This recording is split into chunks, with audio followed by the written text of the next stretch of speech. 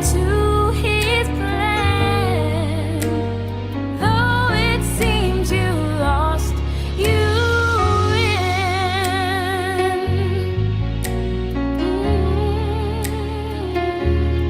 Whoa, yeah. You made a decision. What's the point of living at all? Feel like I can answer you. Something deep inside you saying that you can make it through. You're stronger than you'll ever know. Troubles from yesterday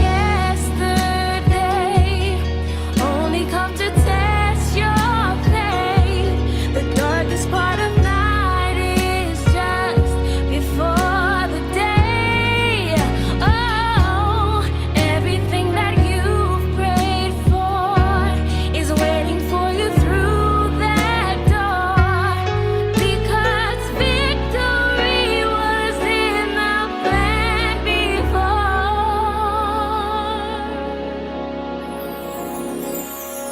See, the night is over and you're growing stronger. Time for you to smile now. Look into the sky now. Felt like you were all alone. God was with you all along.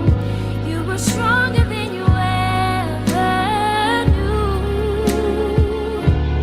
Celebrate a brighter day now that you can find your way.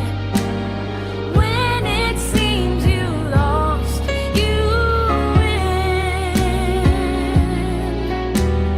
When it seems you lost, you win. Oh, though it seems you lost, know that you're gonna make it. Know that you're gonna make it. Know that you're gonna make it. Hard trials, confusion, that is faithful through our trials, confusion, that is faithful. No matter what you're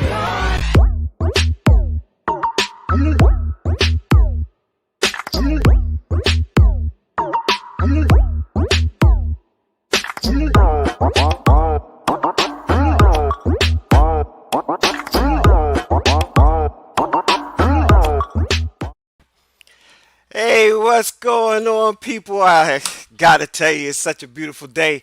I'm in the Maryland area, and it's been kind of snowy, and the weather's been crappy. But of course, it hasn't been as terrible as it was in Texas. But then again, my cousin said it was 30 inches there in the backyard, and it's all gone. It was gone over like in 2 days because it was like 70 something degrees. Hey, my name is Dwayne-Ross, author of the book No More Crumbs from the Table, where I help you celebrate discovering your tag, your talent, your ability, your gift, and putting it to work in the earth.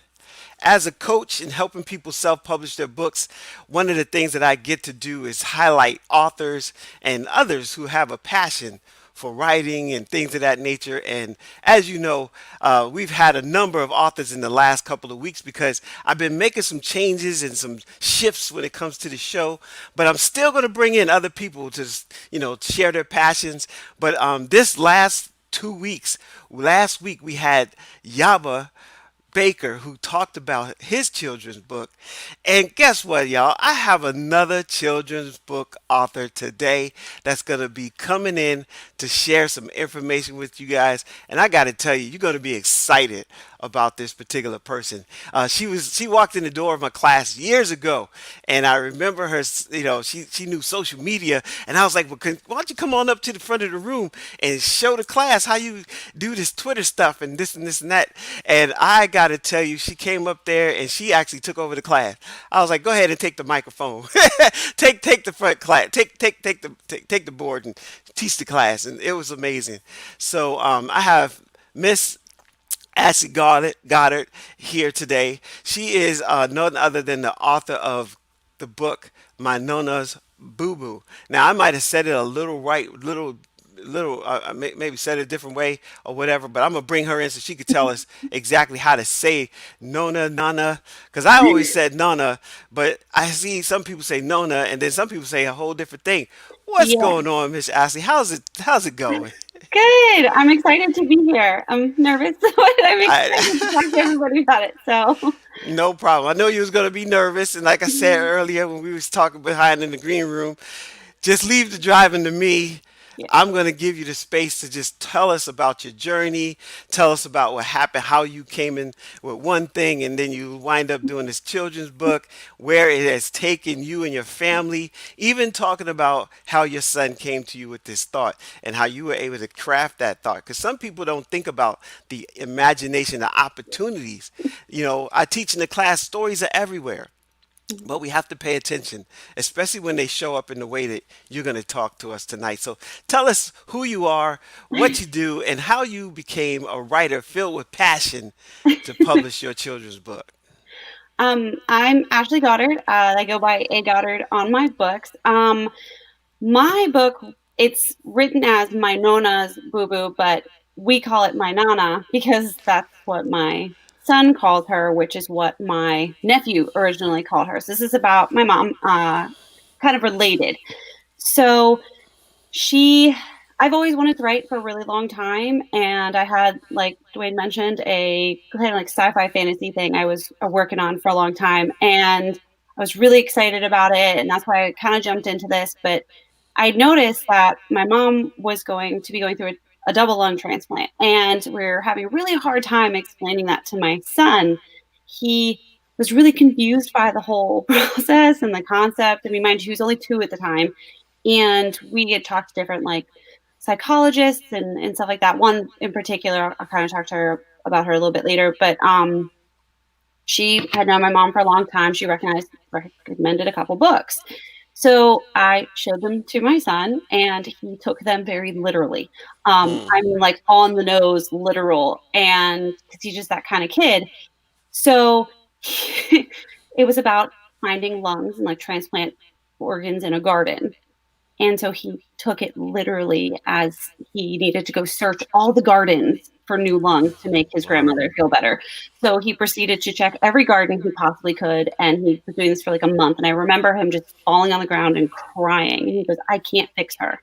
He was so upset. Mm, So I was like, this isn't going to work. I need to come up with something that he's going to understand, that he's going to get. And I'd been really sick when I was little. And when that had happened, my parents had to try and describe to me what your white blood cells do. And they refer to them as like army soldiers kind of thing. But my son didn't fully understand that. So I was like, police officers, you know what that is. You watched Paw Patrol 800 million times. You know who Chase is. So I was like, all right. So I started writing this, but I'm thinking, all right, if I'm a little kid, I want it to rhyme. And so we started playing this out, and he recognized different things. And it kind of became like a song at first. And then I was in your class and I was talking to you about it. And you had said, why don't you turn it into more of a book? Like, this is how you kind of do this. And that's kind of how it started out. Well, I got to back up a little bit because, your son, he was looking literally in the garden. He Yeah. was looking in different places, looking for a way to fix his nana. Hmm.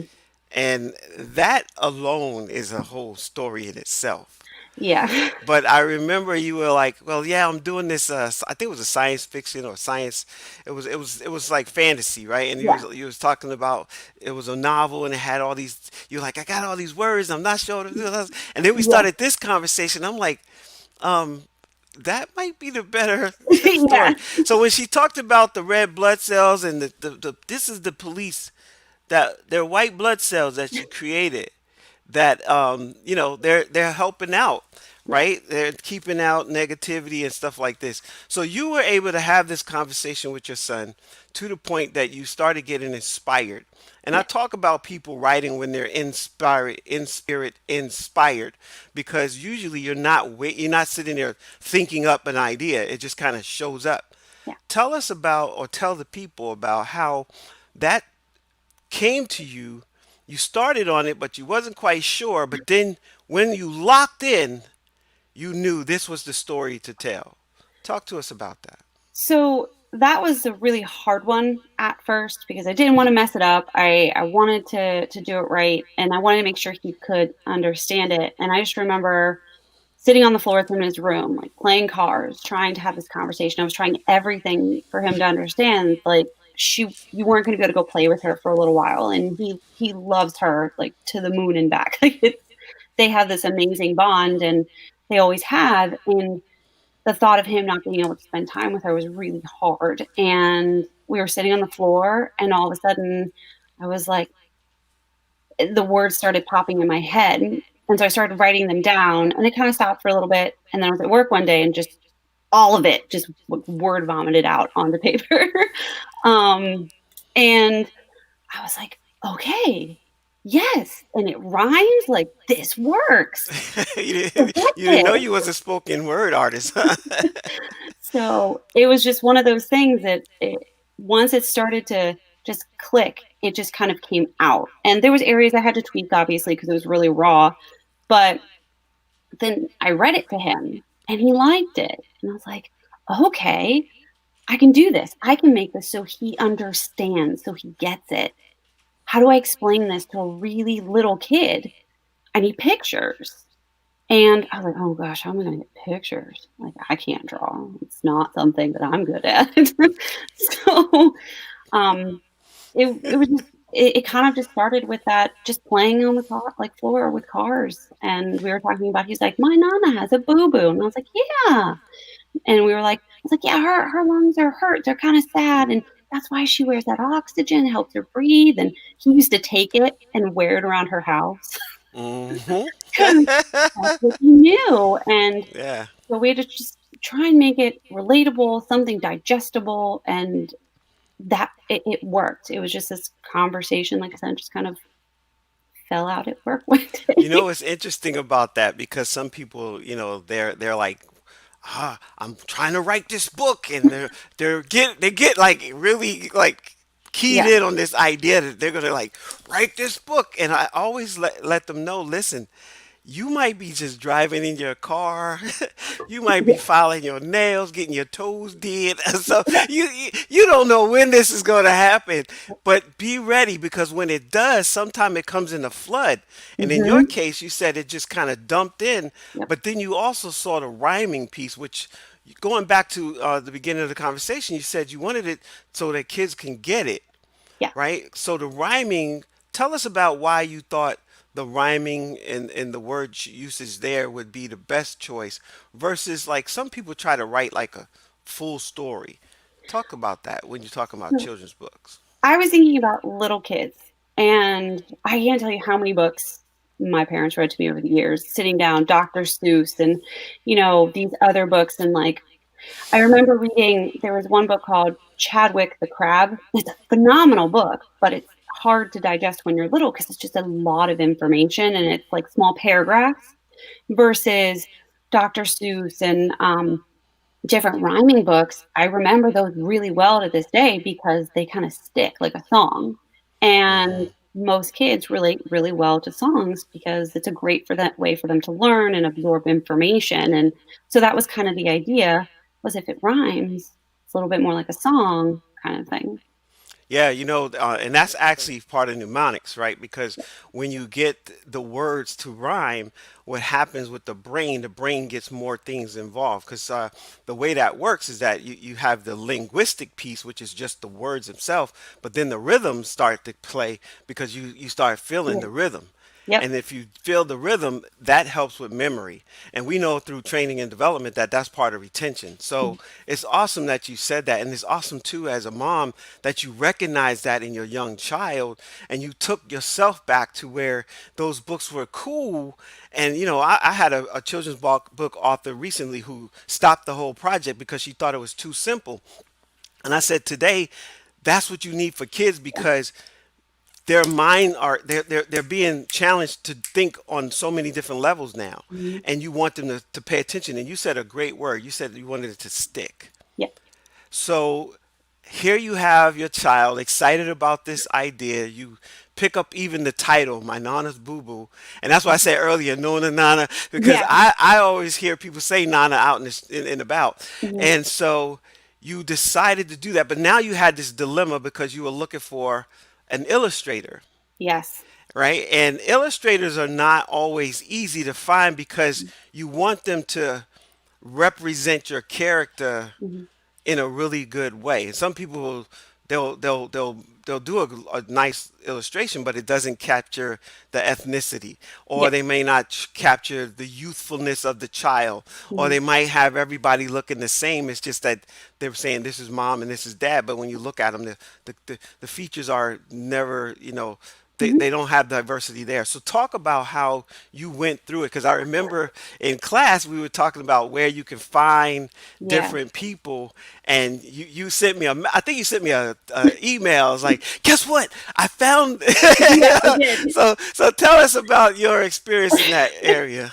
So, one of the things you had recommended was Fiverr, and so I started, like, going down this massive rabbit hole that was Fiverr. If you've never been on there, there's so many different things on that place, and you just get sidetracked and everything, and there's so many different types of art styles. So, I was looking at all these art styles, and I kept going, "No, that's not right. Like, no, this is really pretty, and I love it, but it doesn't work. This is a really tense subject, so I need it to come across happy."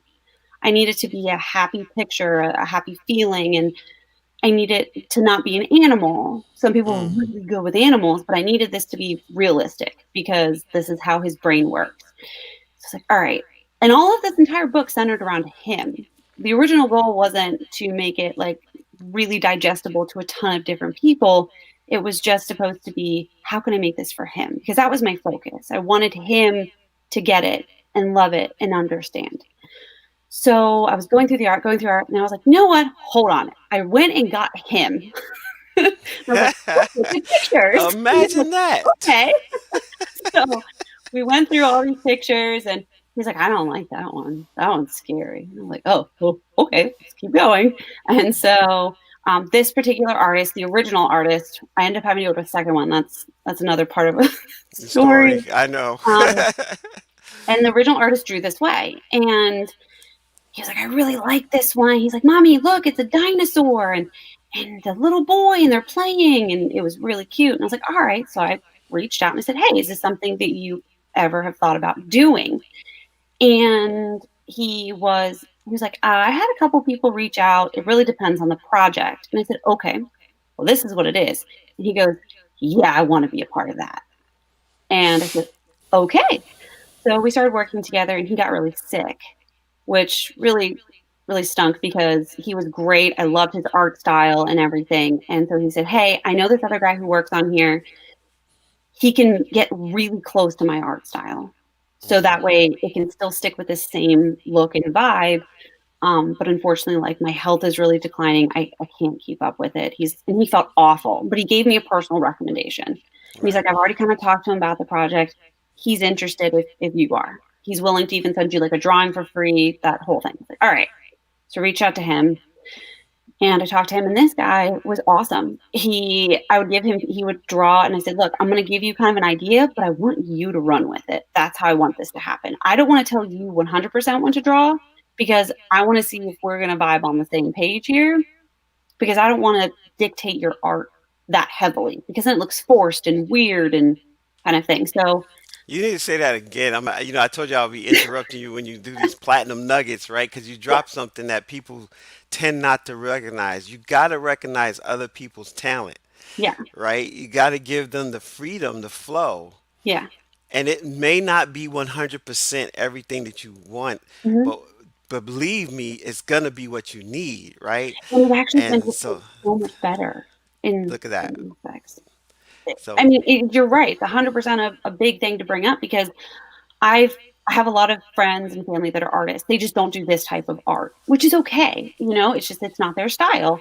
And so that's why I couldn't really work with them. They wanted to do it. It just wasn't in their wheelhouse. But I heard stories from my designer friends that were like, this, it doesn't, they're dictating it so heavily. And it always looked awkward and weird. And they would say that. But the minute you gave the artist, they like, this is what I'm aiming for. Can you do it? And then he would send me stuff, and I go, okay, can we tweak it here? A great example of this was he drew the oxygen line with a full mask, because that's what mm, most people think of, the oxygen lines. And I mhm. showed it to my son. He was like, oh, what's wrong with her face? This is So, where I gotta stop you there too, because this is so cool. He was the quality control yes, person. You allowed him to 100%. have that space, and Actually, that's so awesome. But show us what you were talking about. there's one picture in particular. It's my absolute favorite. So this isn't my favorite one, but this is a great example. So this one is when they came out and she had the mask on, and he was like, "What is wrong with her face?" He could not get past that. So I kicked back and I sent him a picture. I said, "This is what she normally has on, like this type of line." He said, "Okay, I can do that." But there's this one picture in here that every time I see it makes me think of him, and it makes me laugh, because the way little kids think. And I wish I had marked it. I didn't think to, because I It's didn't think okay. it was going to come up, to be Yeah. honest. But it's a great example. So he's looking at this picture, and it has something in a bowl on the side of the table. He looks at it and he goes, "Mommy, why does she have all that jello?" And it wasn't jello. It was, and now of course I can't find it because I'm, trying to find it at the last minute. But it was supposed to be apples. Like that was supposed to be a bowl of apples in the room. And he got Okay. a big old bowl of jello. I'm like, wow, dude, it's not, it's not But jello. again, that's the beauty of the child, because the child has to see how children see. And Yeah. adults, we tend to try to like make them see the way we see. Yeah. I, So tell us, you oh, had him involved. Oh, you found it? I found it. This is it. Yeah, great. So I had to Let get me back to him make and say, sure hey, I get out the way here so you can see he it. wants to know why there's a bunch of jello on the table. And so Uh-huh. he went through and changed it to apples. And the other one was this guy, because he had like a photograph. And I was like, he doesn't understand holding a photograph. It needs to be like a phone or something. So he had Right, a a great cell phone. phone. He looked at it, Wow, and that then is he goes, so "Here's his fingernails." So the guy had to draw fingernails on it, because my son could not handle the fact that this little kid did not have fingernails. Yeah, see what's going on, Mom? And the Jello's over there on the table, and you got people with no fingernails, Yeah. and what is this thing called paper in his hand? I don't understand.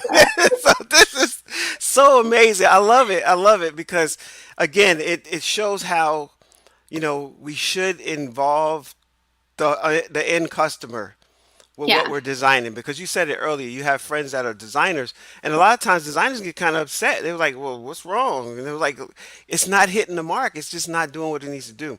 So let's go a little bit down the road, because you told us this journey, and it was specifically for your son, but Mhm. something magical happened, because I know what happened when I showed this to a doctor friend of mine from Yeah. George Washington University.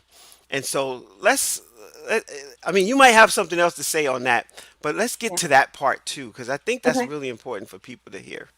So I actually reached out. I was talking to a friend. I worked with her at the time, so she kind of knew I was working on this a little bit. But she moved to a different job, and she reached out to me out of the blue. Right, it was right when I first had. Actually, it was this copy, literally the not for sale copy. And she said, "Hey," because I had two different versions. One was slightly off type thing, and she said, did you ever do anything with that book you were writing? And I was like, what book? Right? She goes, the transplant book. I said, oh yeah, actually, I just got in the proofs for it. She goes, can I borrow it? My mom has to get a liver transplant and my daughter's not understanding. And her daughter's the same age as my son. So I said, yeah, sure. Look Wow. me up. And I handed it over to her and it helped her daughter significantly. And I mean, she's like, she gets it. It's working so well. It's like, oh, that's fantastic. Kind of chalked it up to that, finished making sure it looked good and happened to put it up on like Amazon and stuff because why not, right? And my mom, who had had her transplant and stuff, I think this was pre-transplant actually. And I'm not confident on that It's okay. answer. It's okay. And she's probably sitting here watching this going, no, I know the answer. Mom, what's the answer? Put it in the comment section. Right? She mentioned it to the place she was staying at, that she was going to be staying at the Gift of Life and her social worker and stuff, because you have one. Hmm. And she mentioned it to them and they wanted to see it. And this is at the university up in Pennsylvania. It's the University of Pennsylvania Hospital. So UPenn, it's UPenn, I believe. Um, and again, I'm It's nervous. I okay. wrote it Don't down and I'm worry. I got nervous. you. I told you. Don't worry. And so we can always find those facts and put them in the show notes later. So Yeah, no problem. and so I have it all written down, and of course, I left that notebook downstairs because it's just how that goes when you're nervous. So she kind of talked to them about it. They wanted to see it, and they loved it. And then she showed it to later on after transplant and everything. Showed it to her physician, who was like, "Wait, what is this book you're holding out on me? I haven't heard. Like, I keep hearing about it. I haven't seen it." So she gave a copy to her doctor, and Doctor Crespo, and she loved it. And then all of a sudden, I'm hearing feedback from my mom and these people saying, hey, we've let other people read this book, or these families have little kids and they're reading it, and it's helping them so much explain transplant. And it wasn't just lung transplants, it was all these different people with transplant that were using the book to explain it to kids. Because the way I wrote the book is you could easily take out lungs and switch it to liver or heart or different things like that, and you would just change the pictures. That wasn't the goal, but it ended up being written that way. And it was really cool. I was just hearing all this feedback. I was like, wait, what? This thing I wrote for my kid is helping other people. And it kept going. And it was at the transplant unit, like they were talking about it, the Gift of Life, which is a phenomenal place. It's where people can stay when they have different transplants and stuff. And there was just all this, people getting a hold of it. And my mom said, hey, they're going to be doing basically kind of like it's not a seminar, but kind of similar, where people who are going to be transplant patients or were and stuff like that would come in and get Hmm. information. Right. And they were going to have me come talk in front of a group of You people. can't do that now, Right? can you? Well, no, so it was supposed to happen last year in 2020, actually in April, and then, things happened. But then they were like, "Hey, can you, since we can't have you, can you send flyers?" Which is how these guys came about. Their little note cards, and they have information about it with the little white blood cell on it and everything, so they could hand them out to people. But then Hmm. that kind of got canceled, and they're going to end up redoing it and everything. But they asked for to keep postcards. I was like, "Sure." And they're apparently handing them out to all kinds of people. Like, "Hey, check out this book. It really helps kids." Right. And it was such a great feeling just knowing that I was helping other kids. Like, it wasn't just my kid I was helping. I was making a huge difference in these people's lives who are going through something so hard. And I get it because I went through, sorry, um, that with my family. So the fact that I could do that for someone else to make it easier Oh was yeah. the most wonderful feeling in the entire world. It was just, and then to hear doctors come back and say, I love the way that you explain this. This is 100% correct. It's so easy for them to understand. It was something I wasn't expecting. And it still catches me off guard every time I I got to tell you, I still get excited when I get to share your book with people. Number one, I was happy that, I was like, she actually took the time to really think about these characters yeah. and make sure that they talked in a way that it sounds like a nana would talk Mhm. to her grandson. Yeah. And I thought that was really cool. Can you like pick a piece and just kind of read some to us? And Ooh, I'm trying to think because it's each page is very, very different on kind of what it covers. I ha- So I if mean, you I have, can make a suggestion yeah, because you talked about how she had to talk to him about the lungs working hard. yeah, Can you? that's at the very beginning. So let's see the part where she's the They're so in. They're sitting on the couch together. okay, so the couch one with the doctors or with the No, mom. just him and mom, the Okay, him mom. and mom. Okay, so she says, okay, let's see if I can do the upside down and backward like I do with my kids. Mommy said Nana's new lungs were working extra hard. They had to settle into their new home. They had so many things to do, like unpack their toys, shoes, and comb. Awesome. So the idea was to make it relatable because they're moving into a new house. And when you move in, what do you got to take with you? And he's a very literal kid. So he's like, well, what about their clothes? Well, yeah, Yeah. let's take all that stuff with them. But you said toys, that Yep. that kind of brings them into the story. So what was the most difficult part of your journey when it came to this particular book? What was the talk to us about, some of that angst that you had to have sometime when author's journey is usually a pretty lonely journey as they go through all this stuff. Yeah. And I haven't met too many people that have a full team unless they went with a full publishing company. Yeah. And usually you have to give away a lot of stuff in order to get that done. So to hold on to what you wanted and keep your character the way that you wanted, and some of the things such as fingernails, those are really important things Yeah. that some people would have said, no, we didn't, no, don't worry about the fingernails. Yeah. That cost us another $1,500. Yeah. Whatever. To get the picture fixed. Yes. So talk about what was the some of the times that you felt all alone, but you knew the story had to be told. Um, actually, when I first wrote it, believe it or not, I first wrote it and all I thought was, this is awful. He's not going to understand this. What am I doing? This is awful. Like it was that horrible imposter syndrome feeling, you know? We talked about that in class. Hmm. So it's that feeling of like nobody's gonna like it. It's not gonna do anything. Like, why am I even putting this where other people can buy it? It was that awful, just constant feeling of you're not good enough. You can't do this. It doesn't matter. And I just kept focusing on this is not for me. This is for my kid. This is for him. This is to help him. And that's really what I wanted to get to. And it and there was times it was really hard because I had to put it in front of people and go, "Here it is." Right, because they're gonna critique it, right? They're gonna Yeah, they're gonna look at it, and then they might say, "What in the world is yeah, this, madam?" and So I got yeah. really lucky actually when it came to an editor because I had a friend, who I worked with, and he used to do copy editing. That was what he did for a living, and I ran in and I said, "Hey, you've got a 5-year-old. Can I read something to you to get your opinion?" He's like, "Yeah, sure." So I read it to him, and he goes, "What is that?" And I told him. He goes, "Give me that." Literally took it right out of my hand, did the copy edits, and go, "There you go.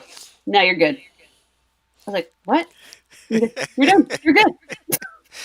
Go for it. It's like Yeah. no problem. I was like, "Oh, Shazam.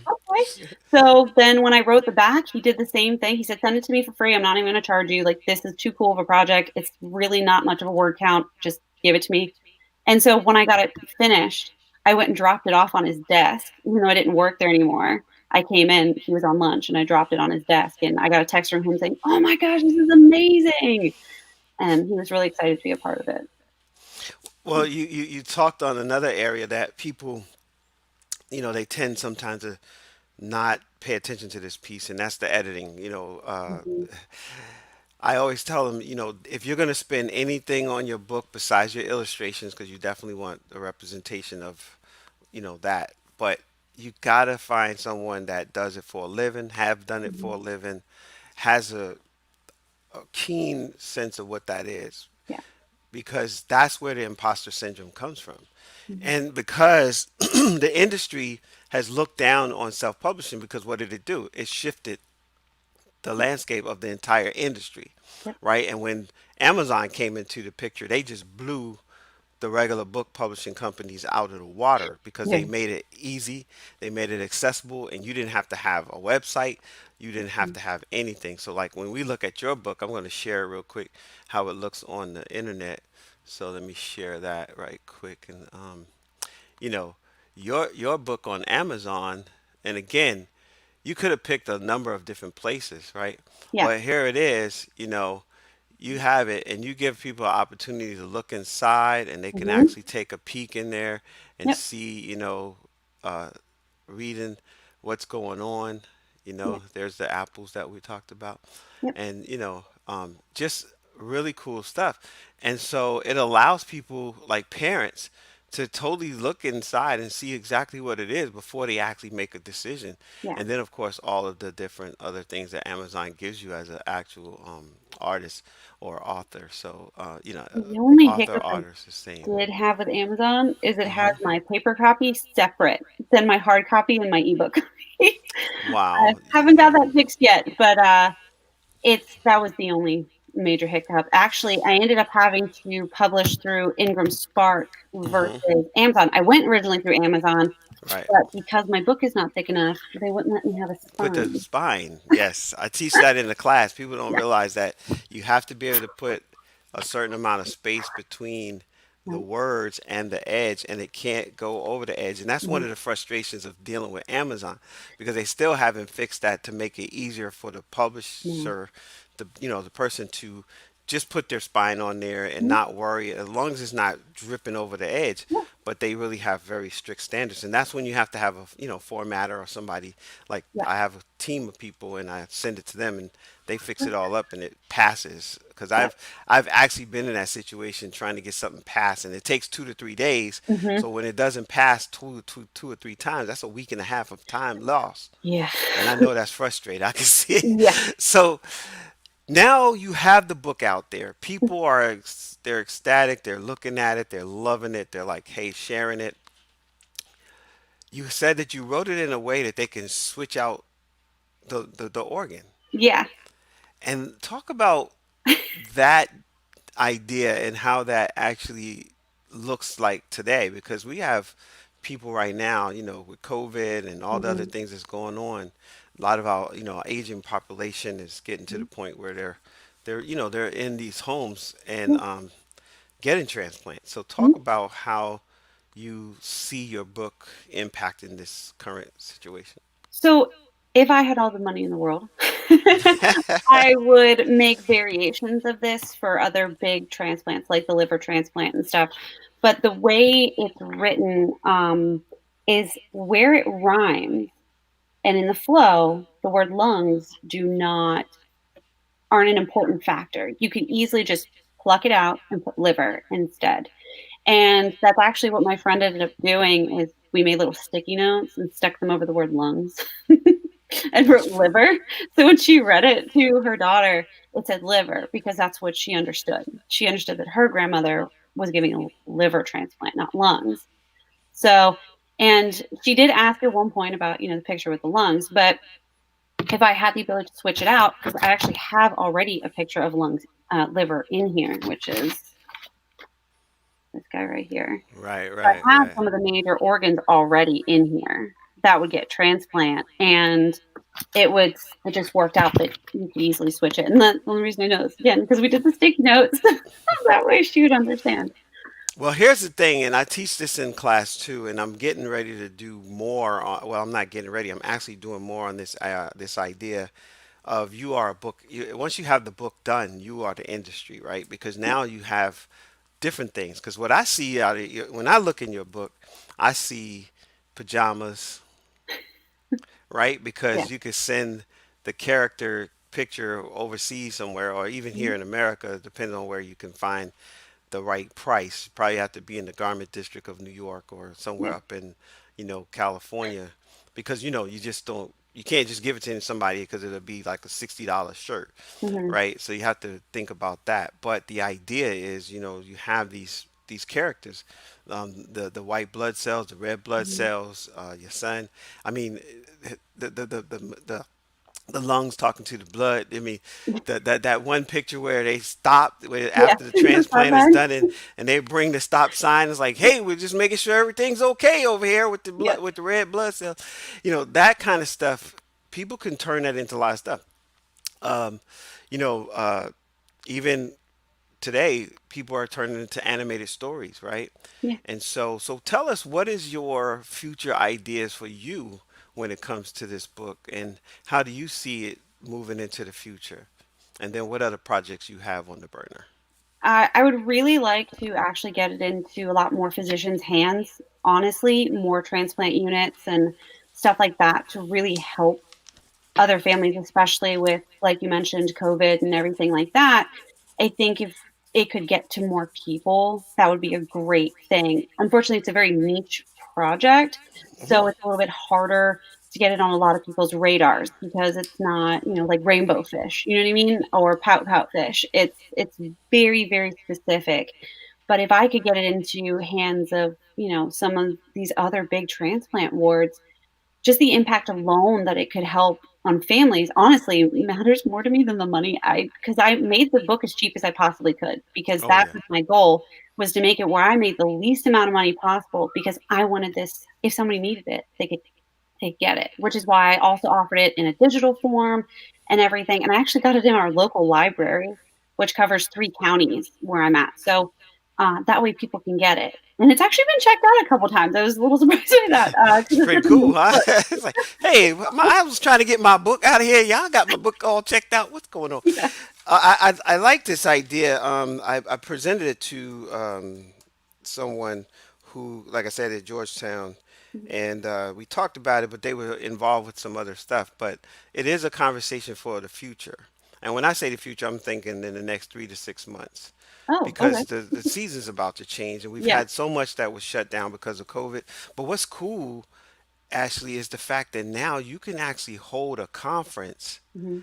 and bring all these people to your conference. So what I want to do is, after this is over, you and I need to craft out a time, and let's Mhm. get them to let's set something up. Okay. I do training and development, so there's nothing wrong with creating a webinar, creating some kind of space that would allow these people to come and hear your story again, and actually get an opportunity, and then put that book in their hands. Is that something we could do together? That would be amazing. That would be All really right, cool. all right. So you guys heard it right here on Passion to Profits TV. I'm making a declaration that I'm putting some more work in and helping get this story out there to make sure that we get people, connected to this story. I think it's just something. And every time I think about it, I can see parents, grandparents, and little kids coming back together in a time where it's not so fun, right? Yeah. Because they've been under the knife and all this kind of stuff. So it's awesome. So what's on the horizon now? What are you planning on? What's your other books? Because you have other book projects that you've completed. So let's talk about Mhm. those. Yeah, actually, I've had a bunch of different. Sorry, my light decided to dim itself down, so I'm fixing that really fast. Oh, you got to talk to Google. It's like, what's her name? Ashley, turn back the lights up. Yeah, exactly. I had to log onto my phone and, like, bump it back up because this is getting close to bedtime for my kids, so it automatically dims. Um, so, I would like to I have some, like, more, like, young adult type stuff that I'm working on, and there are other picture books I definitely want to do that has to be more medically based. Again, some of it kind of goes around the funds for it. If I had more money currently, I just have really young kids, let's be honest. I'm gonna slow you down. I'm gonna slow you down. I almost fell over my little bump right here. Listen, money is never a reason not. We're gonna find an association. Maybe the American Lung Association might want Yeah, to take this on and put their little logo in the back. yeah. You know what I mean? I just was talking to my friend Sheba Smith, who she's helping us. I'm on the board of Foster Care Shines. Oh, that's Foster Care awesome. Shine is an agency that that's dedicated to those that are aging out of foster care and those that are growing up inside the foster care system. Yeah. And we were just talking today. I had my board meeting at 8 o'clock this morning, and we talked about finding funding for our event. We have it in May 29th. So another thing that could happen is find a partnership Okay. because it's the American Lung Association or these physicians associations in reference to that, so that you're not looking at the money. Yeah. Find out how much it costs, but then let's see if there's a way to have this conversation with these people because they Okay. may say, "Oh, what do you need? 20,000? No problem," because Yeah. they have 150,000 members. Yeah. And they can say, everybody just give us $1 and we'll take 20% and get this done. You see what I Okay. mean? Yeah. So that was talked about a little bit in class because I talked about looking for partnerships Yeah. when you have something like this. But that's the thing that I want to encourage you to do. And I'm going to encourage you guys that are watching, if you have a book, you have this idea, remember, the book is like the doorway. It opens the door for other opportunities, like I said earlier, pajamas or, hat or wallpapers or whatever kind of cool stuff that kids like to have, Yeah. toys. You can have Stuffed little animal. toys, animals, you know what I mean? Yeah. You never know, Amanda, Ashley, you be sitting there. I said Amanda from Amanda Danello. She finished her Yeah. book. She was in It's the all same good. class, right? What's that? 2016, 2017, Yeah. right? So Ashley, the idea is that you have this industry, and so we probably need to just kind of do a reset and look back at like where can you go with all this stuff because there's so much for you and it's so rich because you're talking about you mentioned niche market and I want to talk on that real quick. The more you have it as a niche, Hmm. the more laser focused you can be for who you need. Because That's now you're true. not Yeah. looking at all these people to help you. You're like, hey, I can niche this down to every single person who has a who's on that list for a lung transplant, Yeah. right? Across the whole nation, that might be, I don't know, 1,500 or something people. We have to get the numbers, but that will give us an indication. How many, lung transplant centers are there in America, right? Or even in the world? Because Yeah. maybe people have to be flown to different places. Because I think in history, people have come to America to get certain surgeries because they Yeah. weren't allowed in their country. So we got to look at some strategies, girl, to make that happen. So talk to us about you as the mom. Mm. How do you balance this? And when did you find time to write? Because people always think like, "Oh my God, I don't have time. I got this and this," and then Yeah. you know the world would have missed out on this opportunity. Talk to us about that. There's a lot of like stealing time is the best way I think to describe that. I would write whenever I had a quick minute. Like I'm taking college classes. I've got my kids, the virtual learning right now with current environment. There's so many things going on that sometimes it's all right, everyone's asleep. 20 minutes. Like, let's take it. It's something. And before you know it, that 20 minutes every day for 5 days, you've got 100 minutes in. And that goes faster than you think. And sometimes it's while you're cooking dinner and the kids are playing and you're writing it down on a scrap piece of paper or typing it into your phone, into your notes that you're going to pull later and put into an actual file. I actually use I hear it said different ways, Scrivener or Scrivener. That's Scrivener, what I use, Scrivener. yeah. And I have it on my phone, but it also talks to my computer. So when I'm in a project, I have like a note section in that project and I just write it all in there and it's messy and then I go back on my actual computer and I can pull those notes because it could have been I was waiting at the doctor's office and I real quick blurbed it in there. So that time adds up really fast. It's faster than you think. I have another question for you because I was talking to my illustrator who's doing a children's book for this lady in South Carolina, and the character is Tanky, and it's just her adventure is in the garden. Yeah. But anyway, we talked about ethnicity. Yeah. Have you thought about re-releasing it in different ethnic groups, Yeah, I maybe think it's even people from different nations, like where the characters change and they're not just they're all different types oh, of yeah, people. definitely. I think that would be amazing. Actually, I tried to base the characters in this book based off of it's spelt Nona, and my nephew and my older siblings are Italian. So that's how my Okay. mom got Nona, and my Uh-huh. kids just say Nana because her name's Donna, so it just kind of Okay. turned into that. So, um, See, that's an interesting little tidbit people need to know. so that's where So, that came from. So we kind of based it off of that, and she's not a grandmother that has white hair, which is how everyone kept trying to draw. And I was like, no, no, no, no, you don't understand. He's going to be confused. He doesn't understand that. Like, you can't do that. So, but I tried to keep that in mind because I didn't want it to come across kind of weird, because we use Nona. I wanted to be respectful of that. And that's kind of where would I be interested in doing that? Yes. But I want to be very respectful of other cultures and other ethnicities and things like that because I don't ever want to come across like I'm going against something or trying to steal it or anything like that because everybody has beautiful cultures. I mean, they're just phenomenal and gorgeous mhm. and they're been like so exciting to learn about. And I never want anybody to feel like I'm trying to take that from especially some of these beautiful authors. Like my daughter loves the Hair Love book. That is her favorite book. Okay. And I would never try and do that because that's not my story, but I'm so glad it's there. And I don't want it to come across wrong. Yeah, Does that make I sense? got you. Yeah. I asked that question because I've recently was talking to someone that was saying that they were doing something like a series, but it Mhm. was the same story, but the series change is not the story changing, it was the characters changing. So I thought that was pretty different than Yeah. what you usually see. So, My son um, has a book that's kinda like that. It's one of those build kind of your books where it's you give them their name, and then you have to pick kinda like what the kid looks like, and it kinda gets built around that.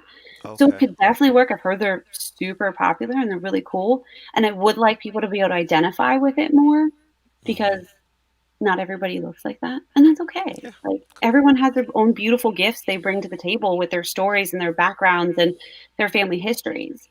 So I love that. I think it's a great idea. I've never thought about it. Like I said, I really want to be respectful. I don't ever want to come across like in a negative way ever. I hear you. Um, So talk to us. You got about 10 more minutes for, or 7 minutes actually. But, anything else, what's on the horizon? Anything else that you want people to know about you as an author? Why did you choose a different name versus your regular name? so Was there something around that? yeah. What do you want to share for them to help those that are looking at possibly writing a children's book? So for my pen name, I actually picked that because I got on Twitter, and if you're not on writer Twitter and you want to write, I highly recommend you get on there. The group of people on there are just phenomenal. You can really get an amazing network of people that will beta read for you and all kinds of stuff. I got the opportunity to beta read the book Wings of Ebony before it hit, and now it's on the New York Times list. So, and it's really cool these resources you have, these authors, these people that put all their time and effort into it. So I really recommend that. And I've had a couple friends that they recommended, not using it just because I have kids. Hmm. They said keep that in mind because if this does pick up and it does blow up for some reason, it makes it a lot easier for people to find you. And then sometimes that can make things awkward with your kids or put your kids in a dangerous situation. So Yeah, that's part of the reason I did that no was problem. to create that little bit of a buffer kind Yeah. of thing. Every people do it. There's Yeah, ghostwriters for major, there's celebrities that have books out. No one would ever know it was theirs. yeah, You know, we think about the book that Kobe Bryant put out right before his passing. yeah. That was an amazing book. And My son has when it. He people loves look at it, it. they wouldn't have thought it was him. They would have Yeah, thought it was some other person, right? yeah. So, it sounds to me, Kelly Notorious says this, and I really love it. And she's one of our high-end editing partners, and she used to work with Hay House Books. But she says, you have to write the book you were born to write. You got to put that book out that you were born to write. And it seems to me that, the way that this book has number one coming to being, and then the life that is starting to take, and and this journey was from 2018, so it's not Yeah. like yesterday. It's a No. couple of years, but I tell people, they think that they finish and they hit the bestsellers list and everything's great, and they don't even realize the bestsellers list is really, it's an interesting thing. There's a video out right now where somebody decides to write about like their toenails, Yes. clipping Yeah. their toenails, and it became the number one bestseller because they Hmm. followed the algorithm. Yep. And so it's not all of what people think it is, and it's unfortunate. So because people have been taking, thousands of dollars, because I can get you on the Hmm. Amazon and the New York sellers best list. I mean, if you What's hype it enough ahead of time, especially with like these friends on Twitter and stuff, and you know that you can get them to like buy it for you, like buy it because they're excited about it, get that hype going. And you tell them like, hey, release day is coming, release day is coming. The day it drops, you can hit number one new release. I did on Yeah, Amazon. I was a number one new release with a right. book that is about transplant. But I had a network of people that were so excited about it that they got it. And I actually got pictures from some of these people with like their kids holding their books and stuff like that. And it was really cute. And I actually did a drawing for a free book where my son was the one who picked the name. There And you it go. was really funny hearing him try and pronounce the name. So it's like, I'm so glad I have it. Sorry. It's like, who won? Henrique. All right, so we're getting to the end of time. Tell us how they find you if they wanted to connect with you. Maybe want to connect with your people that's helping you put your books together. Yeah. And where do people find you? So I have a website. It's www.agoddardwriter.com. It has a way for you to contact me. It also has all the stuff I have actually out because I do have stuff besides the children's book out. I was actually featured on websites a few times for some short stories, and another one will be coming out on the 2nd or 3rd of March for another feature. And that's a really another fun way to kind of get your name out there.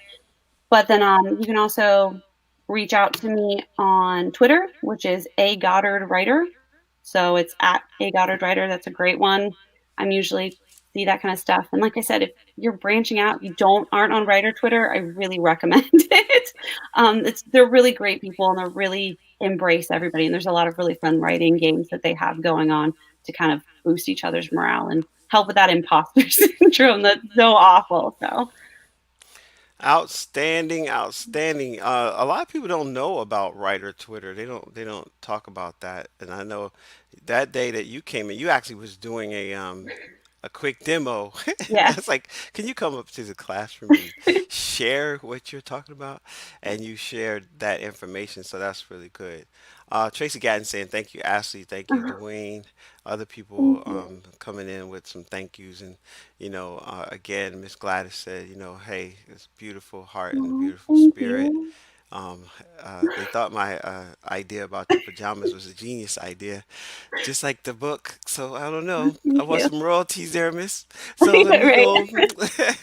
Awesome, beautiful, such an amazing story.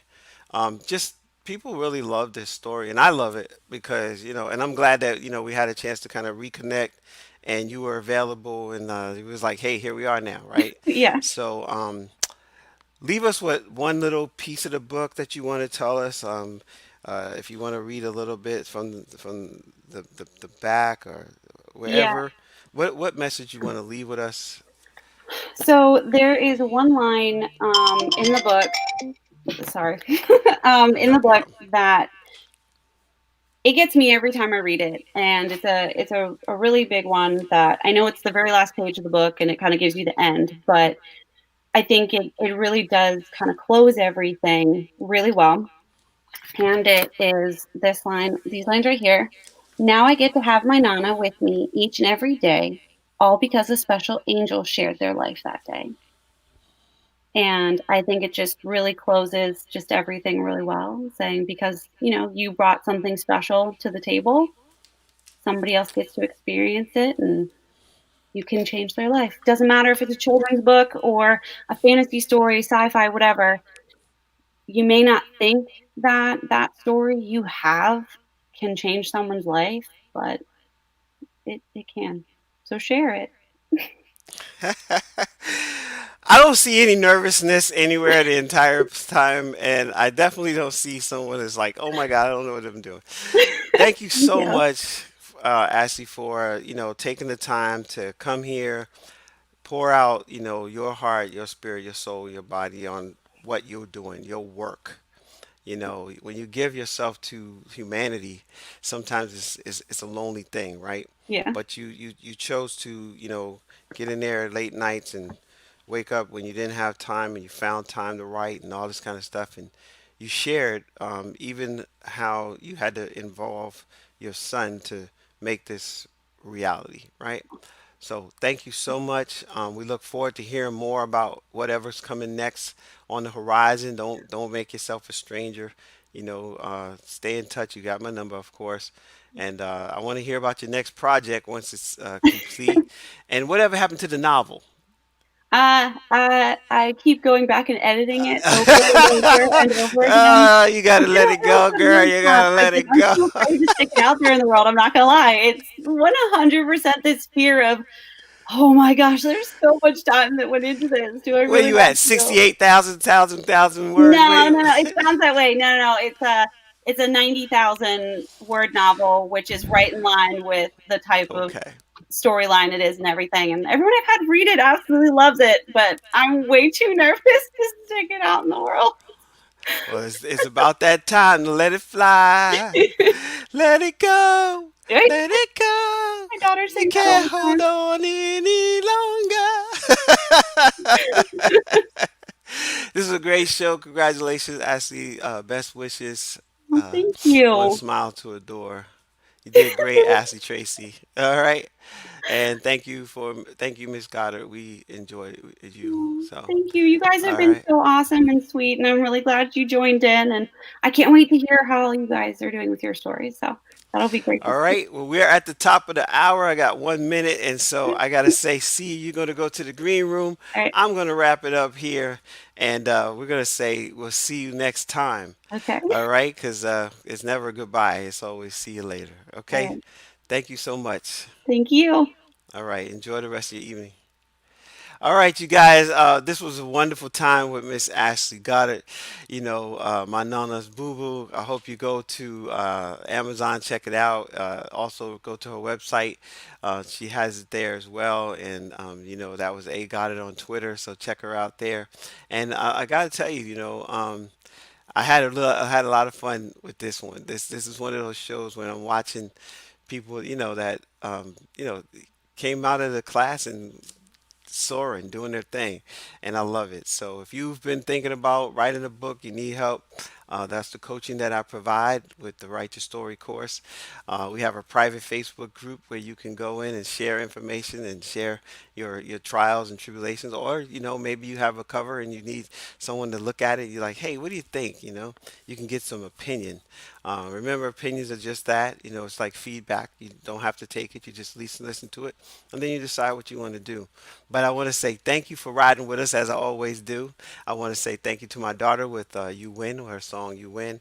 I want to say thank you for everybody that was in the comments and the chat on Facebook, on YouTube.